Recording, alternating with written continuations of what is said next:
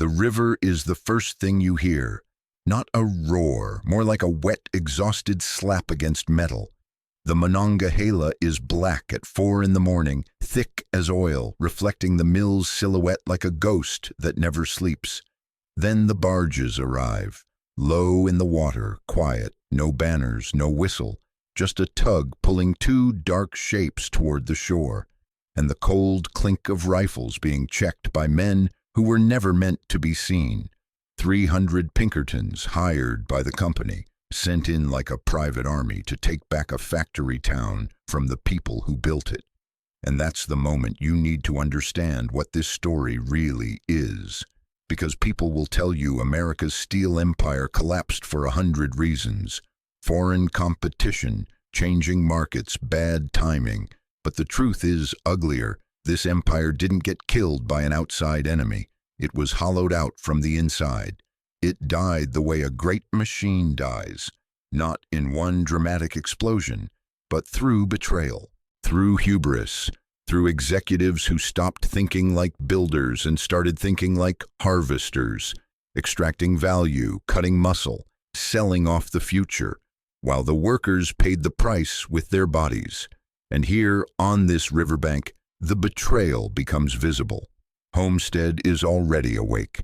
Not just union men, families, wives with tight mouths, kids clinging to sleeves, men whose hands look permanently stained by heat and coal dust. This town lives and breathes with the mill. The furnaces are their sunrise. The shift whistle is their clock. The pay envelope is the thin line between stability and starvation. The company knows that. That's why the barges came at night. As the boats drift closer, the crowd compresses into something dangerous. One mass, one heartbeat. Someone shouts, someone spits into the water, someone hurls a rock that disappears into the dark with a dull splash. Then a gunshot snaps across the river like a hammer hitting an anvil. Another answers. And suddenly the air is full of sharp cracks and wild echoes. Rifle fire bouncing off iron, brick, and the sleeping hills beyond town. Men drop. Bodies scramble for cover behind pilings and crates. A scream tears through the dark, high, human, and helpless, because someone's husband or brother or father isn't standing anymore. The Pinkertons try to land anyway. Boots hit mud. Rifles come up. But the shoreline surges back at them. Workers, neighbors, strangers drawn by the sound of the mill turning into a battlefield. Hours grind by. When the bullets pause, bricks fly. When the bricks stop, smoke rises, oil, fire, panic. Daylight creeps in, revealing faces twisted by rage and fear, and something worse, the dawning realization that the company they fed is willing to shoot them to stay in control. By evening, the Pinkertons will surrender, and for a moment it will feel like the workers won. But this isn't the story of a victory. This is the story of a giant learning it can treat people like replaceable part and getting away with it again and again until the furnaces finally go cold, the town goes quiet, and the steel empire that once shaped America becomes rust on the riverbank. Homestead wasn't just a mill, it was a promise. And at 4 a.m. on this river, you can hear the exact moment that promise starts to rot. Chapter 1. The Visionary, the Builder's Religion. Before Homestead was a battlefield. It was an idea, not a slogan, not a quarterly goal. An idea so heavy it could bend a city around it, make the strongest steel on earth, and America will never have to kneel to anyone. In the early days of American industry, steel wasn't just a material. It was a kind of magic. It turned rivers into highways, prairies into rail lines, and wooden skylines into towers that scraped the clouds. Steel was the backbone of the modern world, so whoever controlled it didn't just sell beams and rails. They controlled the future, and no one understood that better than Andrew Carnegie. Carnegie wasn't born into wealth. He grew up with the sharp, permanent hunger of immigrant poverty, a kind of hunger that doesn't go away when you finally eat. It just changes shape. It becomes ambition. It becomes obsession. It becomes a quiet vow you never say out loud, "I will never be powerless again." He arrives in America as a poor boy in Pennsylvania, starts at the bottom and learns the new language of the nation, not English, industry, the telegraph, the railroads, the speed of information, the power of logistics, the truth that whoever controls the flow of goods can control the flow of money. But what made Carnegie different from the papermen who would come later wasn't just greed, it was faith. He believed in systems, in reinvesting, in building bigger, faster, cleaner operations that made competitors look like they were forging nails in a fireplace. Where others saw factories, he saw engines of dominance, and this is where the story gets tragic, because the early Carnegie machine wasn't built purely on exploitation, not at first. It was built on an almost frightening devotion to efficiency and improvement. Carnegie wanted the best engineers, the best managers, the best processes. He wanted every wasted movement scraped out of the production line like slag from molten metal. In that world, builder culture wasn't a motivational poster, it was survival. Then there's Homestead, a bend in the Monongahela, a place that on paper looks like geography, until you understand what it meant in the 19th century. Rivers were arteries. They carried coal, iron, limestone, everything a steel mill needed to live. Rail lines could stitch the product outward.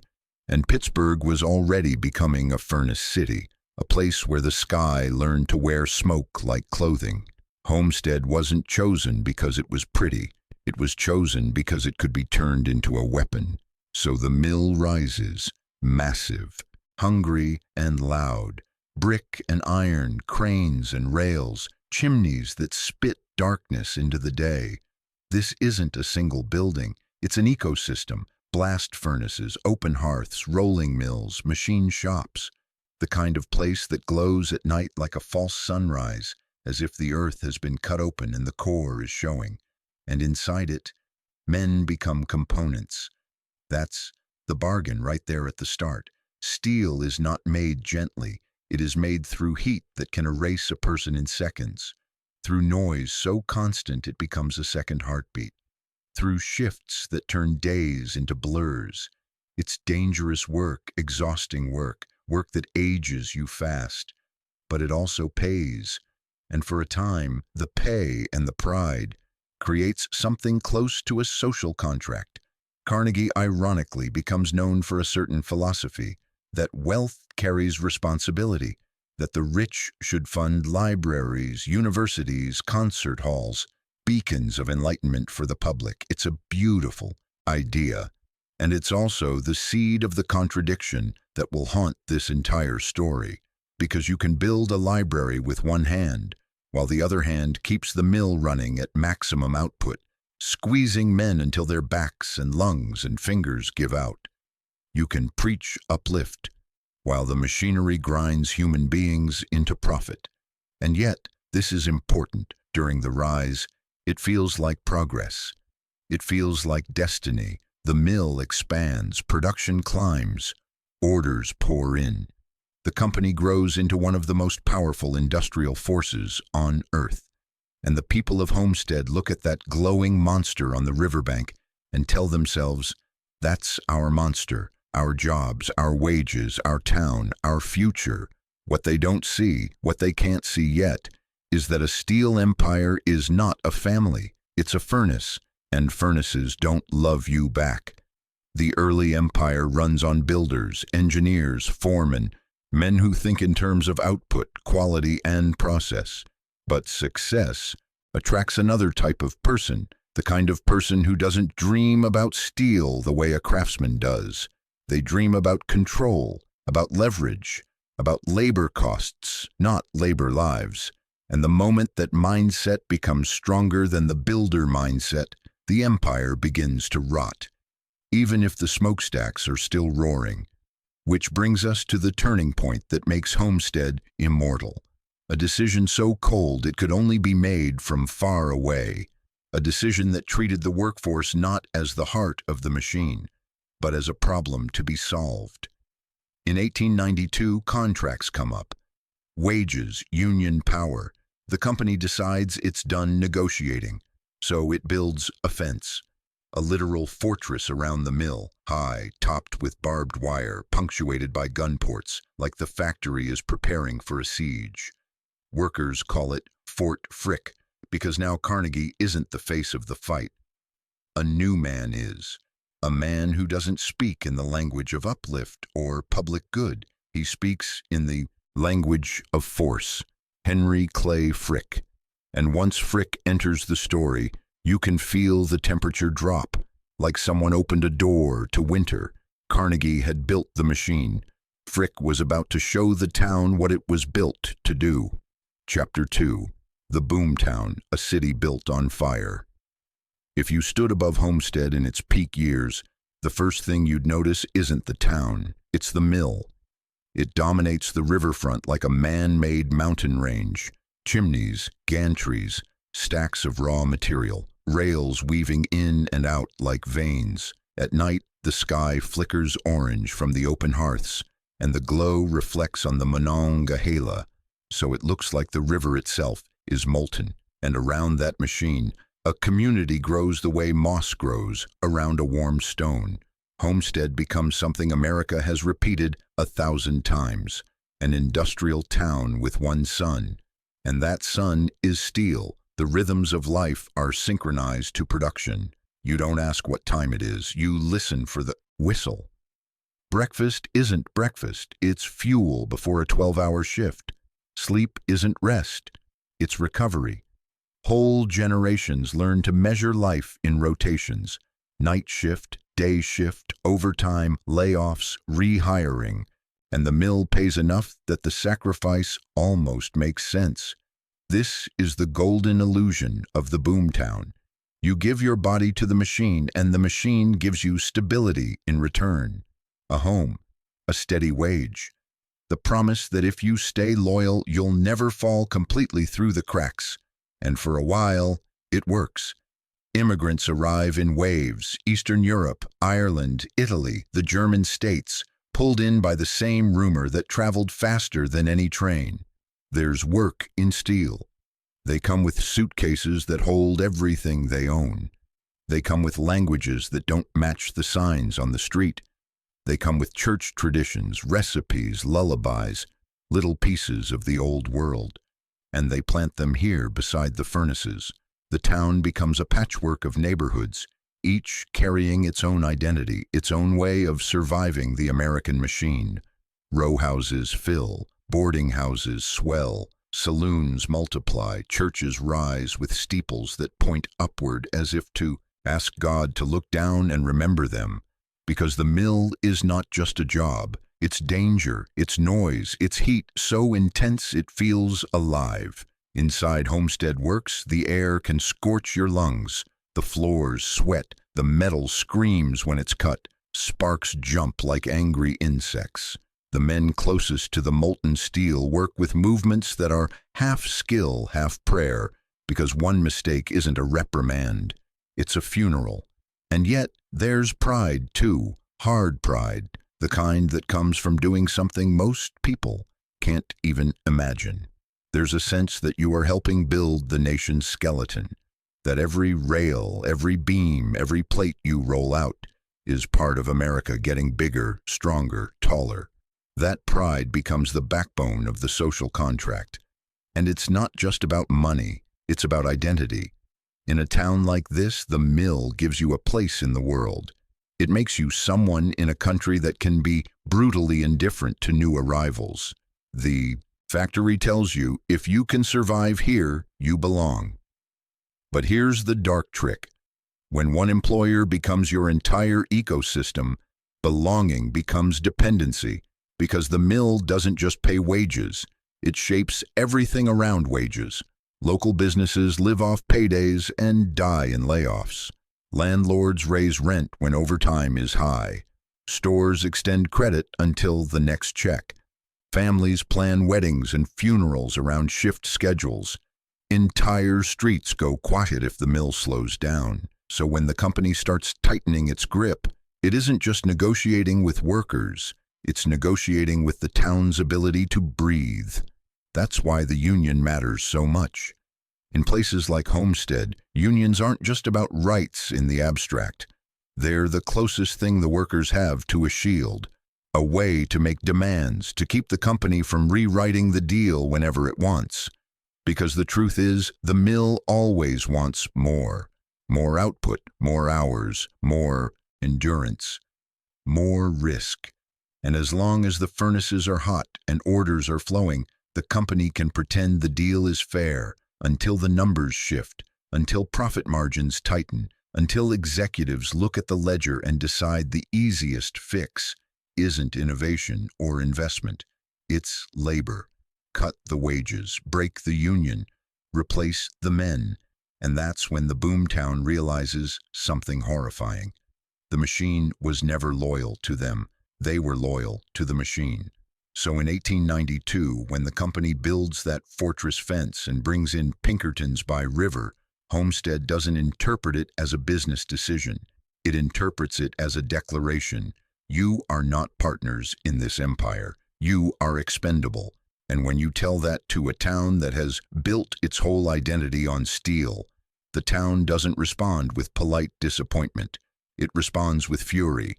Because if the mill is the heartbeat, then the company just threatened to rip it out. And the people of Homestead, workers, families, neighbors, decide that if the empire is going to take their future, it's going to have to do it in the open. Chapter 3. The Arsenal, when the mill helped save the world.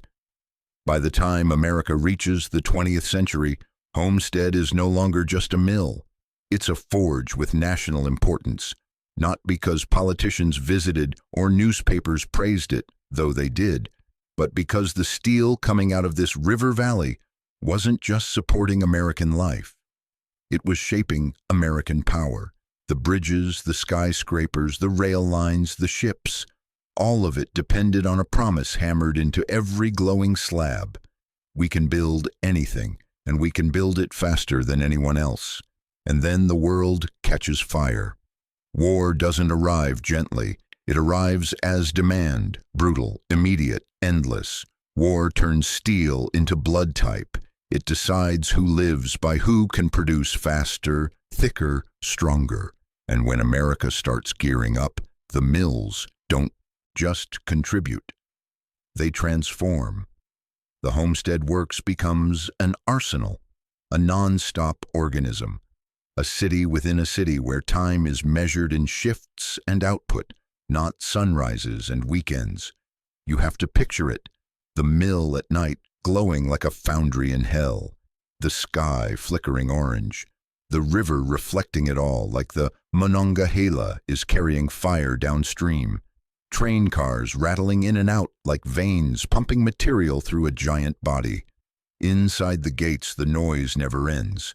Steel doesn't care about holidays. Furnaces don't sleep. If you let them cool, you lose time, you lose efficiency, you lose money, and in wartime, you lose something even more valuable, momentum. So the place runs, 24 hours a day, 7 days a week. Men go in before dawn and come out after dark looking older, ashier, quieter. Their clothes smell like smoke that won't wash out. Their hair holds grit no comb can remove. Their bodies become maps of burns and bruises and the kind of fatigue that doesn't heal with a single good night's sleep. And yet, for many families, this is also the era when the mill feels like it finally paid back the town. The wages are steady. Overtime is constant. Work is abundant in a way it rarely is in normal times. Paydays hit like relief, like proof that the sacrifice has meaning. Grocery stores stay busy, barber shops stay full. The streets have energy again, because during war, everyone needs to believe in the machine. And if you're a steel worker, your contribution is tangible. It has weight. It's visible. The same hands that once rolled beams for buildings are now producing the raw backbone of victory. The mill's output becomes part of something larger than profit. it becomes patriotism. That's how the mill sells itself to the soul. You're not just clocking in, you're defending the country. Homestead is no longer just a company town. It's a war town, a place where the men and women live under a constant pressure. Keep producing, keep moving, keep the fire alive. And yes, women step in too, especially as wartime pulls men into uniforms. You can imagine the shift change at the gate.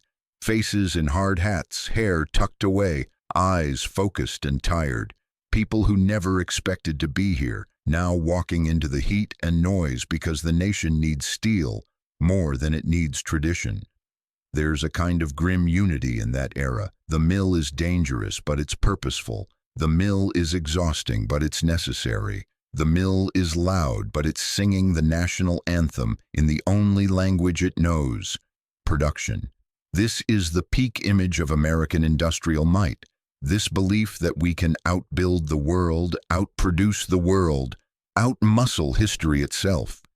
And it's intoxicating, because when you live through the hard times, a peak feels permanent.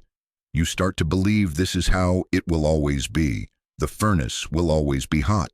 The pay envelope will always come. The town will always orbit the mill, like a moon around a planet.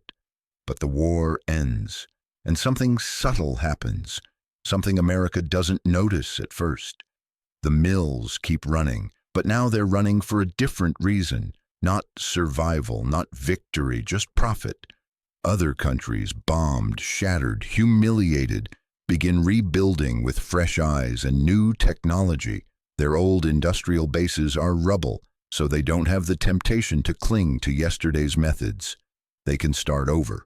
They can modernize. They can build steel production like it's the future, not the past. Meanwhile, in places like Homestead, the furnaces still glow, and that glow becomes a lullaby. Because the steel empire starts believing its own legend. It starts to confuse dominant with invincible, and that's the moment the arsenal becomes something else, not a symbol of strength, but a monument to complacency. The town doesn't realize it yet. The workers don't realize it yet. Even many managers don't realize it yet. But history has a cruel habit. It lets you enjoy the peak long enough to forget what falling feels like. Chapter 4. The Poison, when the builders lost the keys. There's a particular kind of death that only happens to giants. Not murder, not illness. Something worse. Self-destruction disguised as strategy.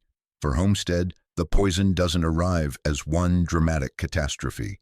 It arrives as a cultural shift. Quiet at first, almost reasonable.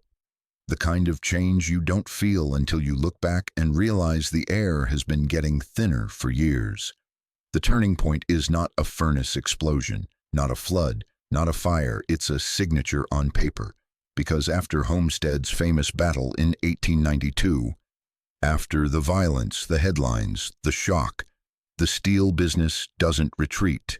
It consolidates, power concentrates, and in 1901, the Carnegie steel machine becomes part of something bigger, colder, and more distant, a corporate empire. The builders don't disappear. Overnight, the engineers still exist. The mill still needs craft. The steel still needs brains and hands. But the decision-making center of gravity shifts. It moves away from the riverbank, away from the heat, away from the people whose lungs and backs pay for every ton produced. The new world is boardrooms. The new world is balance sheets. The new world is executives in clean suits, making rational choices while never once smelling the inside of a mill. This is how an industrial civilization dies. Not because the work stops, but because the people steering it stop understanding what the work is.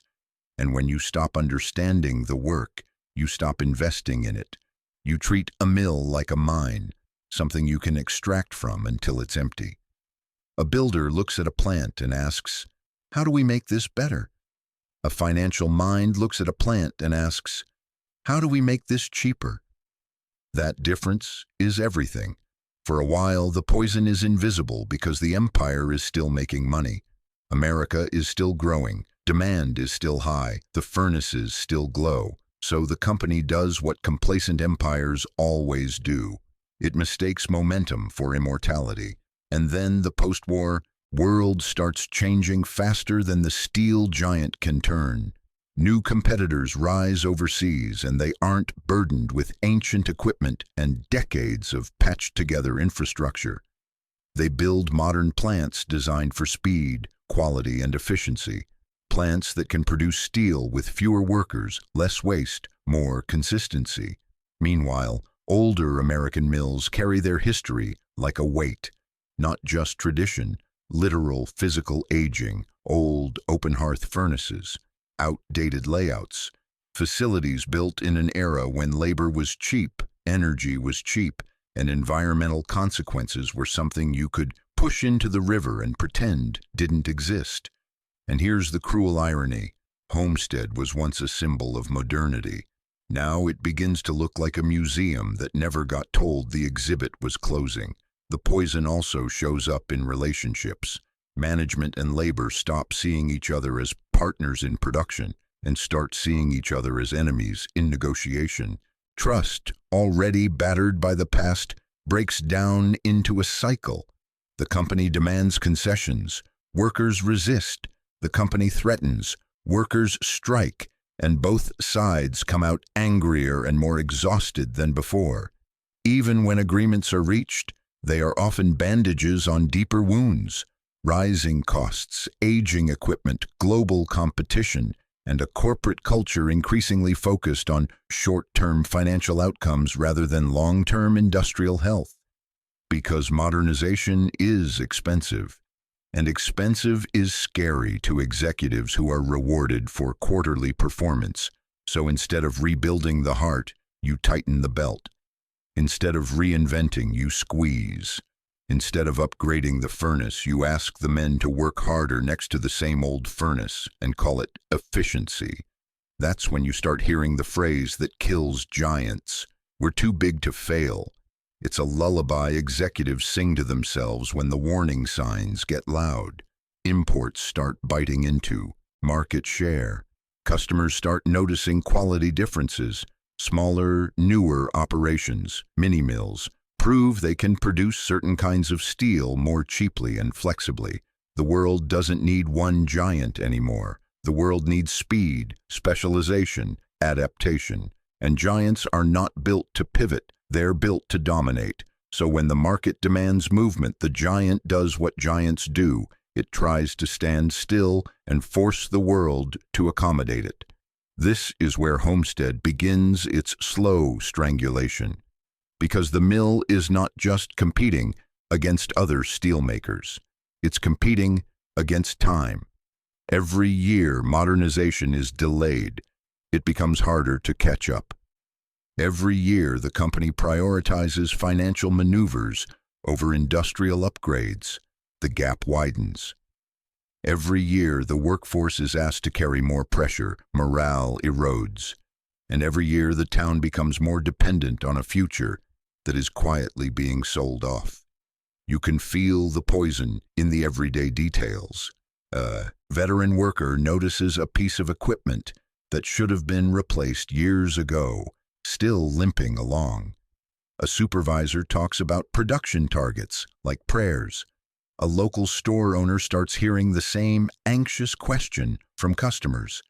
Do you think layoffs are coming? And the most chilling part is that the empire still looks powerful from the outside. The mills still smoke. The company still has a massive name. The steel still ships. But inside, the culture has changed. The builders no longer have the loudest voice. The people who know the furnace, who understand that steelmaking is a living system that needs constant reinvestment, start losing arguments to people who understand only numbers. And numbers can't smell rust. Numbers can't hear a worn-out bearing start to scream. Numbers can't see a town's fear. So the empire keeps making rational decisions that are irrational for survival. Cut here, delay there, consolidate, restructure, reduce. The giant is still alive, but it is now eating itself to stay comfortable. And if you want to know the exact moment the collapse becomes inevitable, it's not when the furnaces finally go cold.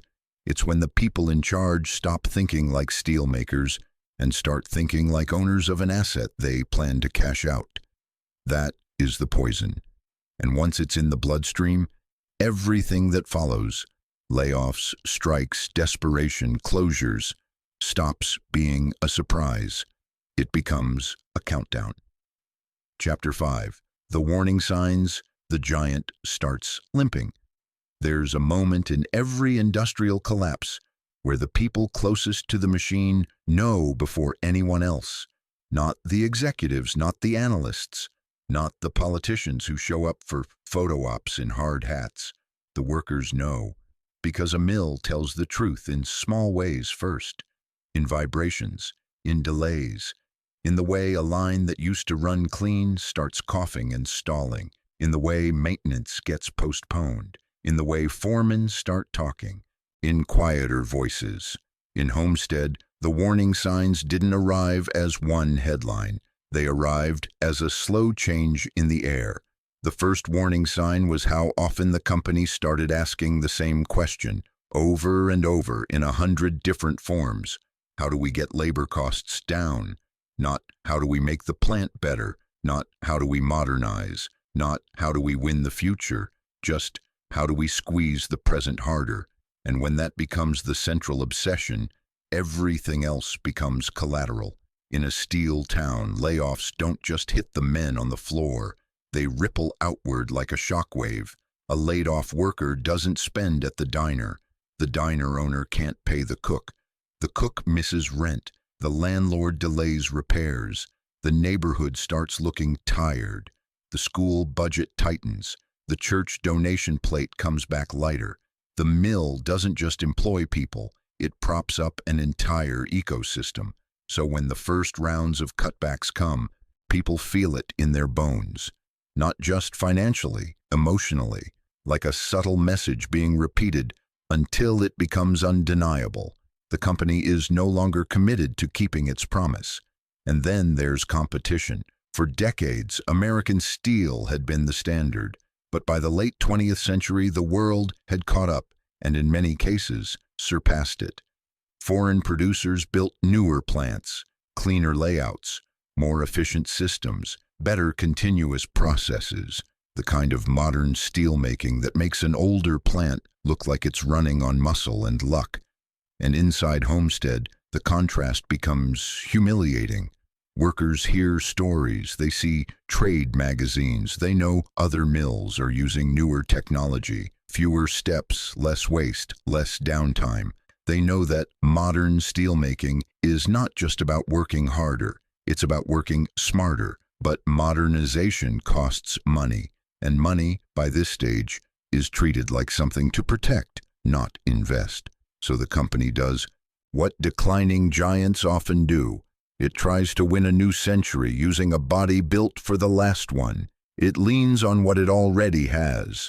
It leans on the workers. It leans on overtime. It leans on squeezing. And every time it does, it makes the plant slightly more fragile. You can feel the shift in labor relations too. Negotiations become more hostile. There's less trust, less patience, less shared sense of destiny. The company starts talking about flexibility.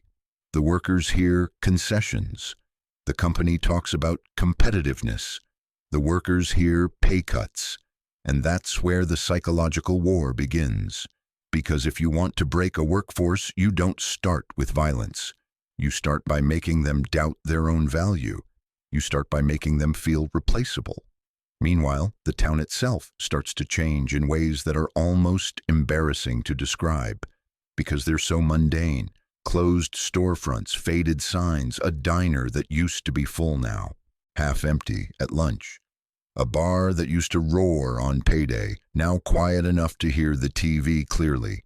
Younger people leaving because they can sense the future shrinking. And the worst part? For a long time, people still believe this is temporary. They tell themselves it's a cycle, a slowdown, a rough patch. that the mill has survived wars, depressions, strikes. Surely it will survive this. That belief is the last comfort a company town has, because once you admit the mill might die, you're admitting your entire life was built on something mortal. Then comes the rise of the mini-mills and the new steel model. Smaller operations, more agile, focused on certain products using electric arc furnaces, scrap recycling, efficient workflows. They don't need the sprawling, labor-heavy complexity of an old integrated plant. They don't carry the same overhead. They can price steel in ways older giants struggle to match. To a traditional steel empire, it feels insulting, like being defeated by something smaller, cheaper, and less grand. And that insult feeds the hubris, because the giant doesn't just lose market share, it loses dignity. And instead of adapting with urgency, it often reacts with denial. We've always been the best. We've always survived. We're too big to fail. Every one of those statements is a prayer spoken at the edge of a cliff. Inside Homestead, warning signs become impossible to ignore. Machines age. Repairs get more frequent. Parts get harder to source. The plant's layout, once a marvel, starts looking like a maze that costs time and energy just to move material from one step to the next. And when a mill becomes inefficient, it becomes vulnerable. Because steel is unforgiving. You can't fake efficiency for long. If you're wasting money with every ton produced, the market will eventually expose you. Then the human warning signs arrive. A worker hears about a friend in another department getting laid off. A family member loses benefits. Someone's pension outlook becomes uncertain. A foreman who used to be confident starts talking in conditional sentences. If we stay open, if we get the next contract, if management approves. These are not just words, they are cracks in the faith. And once the faith cracks, fear moves in. In a town like Homestead, fear spreads quietly. It doesn't need announcements. People pick it up in conversations at the grocery store, at the church steps, in the break room. How many years you got left? Think they'll honor it? You got anything saved? Where would we even go? Because a steel town is not built for reinvention. It's built for production. So when production starts dying, the town has no blueprint for what comes next. All of this builds toward one conclusion. The giant is limping. Still powerful, still huge, but slower, losing ground to a world that has learned how to make steel without needing a city-sized furnace complex. And the giant's leaders respond not with humility, not with reinvestment, not with innovation, but with the same poisoned strategy. Squeeze the workforce, delay the upgrades, protect the top line, tell everyone it'll be fine. Which brings us to the final stage, the part no one wants to believe until it's happening, the collapse. Chapter 6. The collapse, when the furnace goes cold. The collapse of a steel empire doesn't look like a single dramatic explosion. It looks like a long exhale, a slow draining away of certainty, of pride, of noise. And then one day you wake up and realize the sound that defined your town, the roar, the rumble, the constant metallic thunder, is gone. At Homestead, the end is not just economic, it's spiritual, because the mill was the town's heartbeat. And when a heartbeat stops, the body doesn't just lose function, it loses identity. By the time closure becomes unavoidable, people have lived through years of erosion. Layoffs, slowdowns, rumors, renegotiations. The workforce shrinks, shifts get cut. Some departments go quiet. The old men who survived the harshest eras start retiring, not because they're ready, but because they can feel the ground shifting beneath them. And then, in the final stage, the company starts selling the future in pieces. Assets get evaluated, equipment is surplus. Production lines are non-essential. The language becomes clinical, like the company is describing a dying animal in a report. When the official end arrives, it lands like a funeral notice, not just for jobs, for a way of life. Imagine the final weeks. Men walking through familiar corridors that suddenly feel unfamiliar because they're quiet. The absence of noise is almost violent. A steel mill is supposed to scream. Silence in a mill feels wrong, like a church with no prayers. Workers start taking longer looks at things they've walked past for decades. The worn rails, the stained brick, the old warning signs, the spot where someone got hurt years ago, the locker with a dent from some forgotten accident. Because when something is ending, the human brain starts documenting, not with cameras, with grief. There's anger too, sharp, bitter anger, because the workers didn't just show up for pay, they showed up for decades. They inhaled dust, took burns, missed birthdays, lost sleep, wore their bodies down while the company promised stability in return. So when the end comes, it feels like theft, a lifetime of loyalty cashed out by people who will never have to look the town in the eye. And then comes the betrayal that cuts deeper than the layoffs. The fear of what happens to pensions, benefits, health care, everything workers were told was part of the deal. Because in industrial America, the promise wasn't just wages. The promise was, if you give us your life, we will take care of you when your body can't do it anymore. So when that promise becomes uncertain, it's not just a financial crisis, it's a moral crisis. A man who gave 40 years to a furnace does not want to hear about market conditions.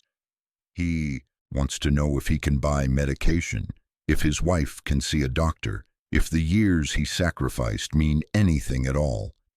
And when the answer feels like a shrug, something breaks in the collective psyche of the town.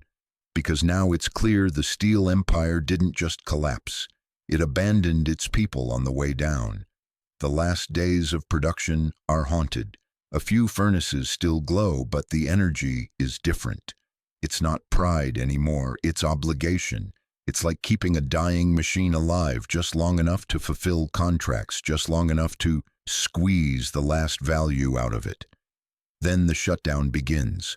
Equipment cools, metal stops flowing, the heat fades, the glow in the night disappears, and the river, always there, always watching, reflects something new. Darkness. The gates that once swallowed thousands of workers a day now stand still. Parking lots empty. A town built around shift change suddenly has no shifts to change into. And the people left behind have to face an unbearable truth. Homestead wasn't just a workplace. It was the reason the town existed. Without it, everything else becomes a question mark. What happens to the diners, the barbers, the churches, the schools, the houses built for steel families, the kids who were told their future would be here? The collapse doesn't just remove jobs, it removes gravity. It turns a living industrial civilization into a place that feels unmoored. And then, quietly, the next humiliation arrives. The site is not preserved as sacred ground. It's not treated like a monument to the people who made a nation. It becomes real estate, a redevelopment opportunity, a riverfront project. And maybe, in another world, that could feel like rebirth. But to the people who watched the furnace die, it feels like a second death, because it's saying, we don't even need to remember what was here. We just need the land. And when an empire's remains are reduced to usable space, you understand the final cruelty of industrial collapse. The machine consumed the town, and then, when it was done, it left the town to consume itself. Chapter 7, The Ruins Where a Civilization Worked. Go there today, and you'll feel it immediately. Not the noise. There is no noise. Not the heat. There is no heat. What you feel is absence, the kind that presses on your chest like something physical, because this was never just a factory complex. Homestead Works was a whole industrial civilization, its own weather system of smoke and ash, its own calendar of shifts, its own language of iron and fire. And when something like that disappears, It doesn't leave an empty lot. It leaves a scar. If you stand near the river, you can still picture it, even if the structures are gone. You can imagine the skyline of stacks and cranes, the orange flicker at night, the constant movement, rail cars crawling like insects, molten steel traveling in ladles like glowing blood. Now the river just moves on. The Monongahela doesn't mourn. It carries the reflection of whatever replaces the mill.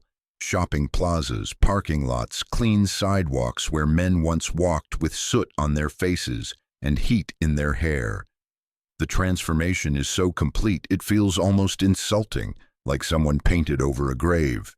And yet, the ghosts are stubborn, not literal ghosts, the kind that live in memory and habit, in the way older locals still give directions using landmarks that aren't there anymore, in the way a certain generation talks about the works, the way people talk about a lost parent, half pride, half grief, always personal.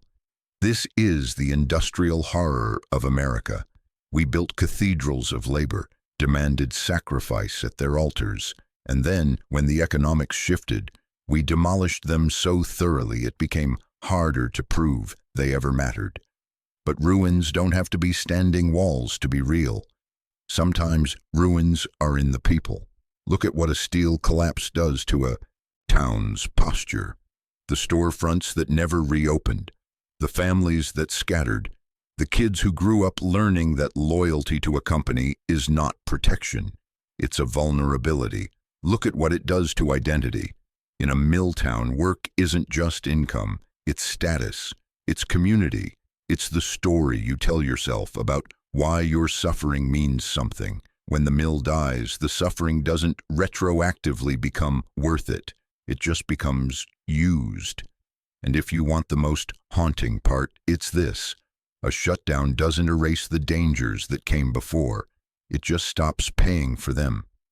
The men who worked the furnaces still carry the burns, the hearing loss, the lung damage, the injuries that never fully healed. They carry the medical bills, the shortened breath when climbing stairs, the quiet terror of retirement when health care isn't guaranteed. A dead mill still collects its debt, and while outsiders might look at the redevelopment and say, at least something new is there, the people who lived through it know the darker truth. New doesn't always mean better. Sometimes it just means profitable. Sometimes it means a sanitized surface, built on top of unresolved grief. This is what makes the Homestead story so brutal. The empire's collapse isn't a dramatic explosion you can film from a distance. It's a long, quiet fading that forces an entire community to ask, what are we without the machine? And if you walk those riverfront areas today, you can feel the answer in the air. The town survived, yes, but it survived like someone who lived through something traumatic, functional, moving forward but forever changed. The steel that once defined its skyline now exists as memory, as family stories, as the hard lines on older men's hands. Homestead Works doesn't exist the way it once did, but you can still sense where it stood, like a missing tooth in America's smile. Conclusion: a eulogy for the giant, what we lost. They say you can't kill a giant, but that's only true if you imagine giants dying like monsters in movies, collapsing in one glorious, violent moment. Real giants die differently. They die through paperwork, through efficiency, through decisions made far from the heat.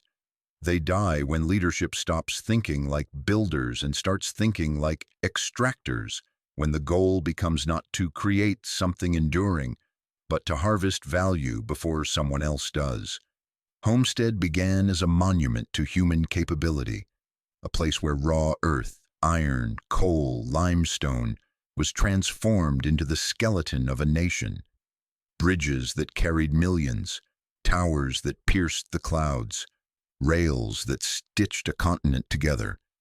It was dangerous, it was brutal, but it also carried a strange dignity, the idea that labor could build civilization. And then the culture changed. The steel empire forgot what made it powerful. It forgot that the true resource wasn't just ore or coal. It was trust, skill, pride, the human beings who showed up every day and fed themselves into the furnace. Once that trust was treated as disposable, the collapse wasn't a surprise. It was inevitable, because you can't cut your way into a future. You can only cut your way into a smaller version of the present until there's nothing left to cut.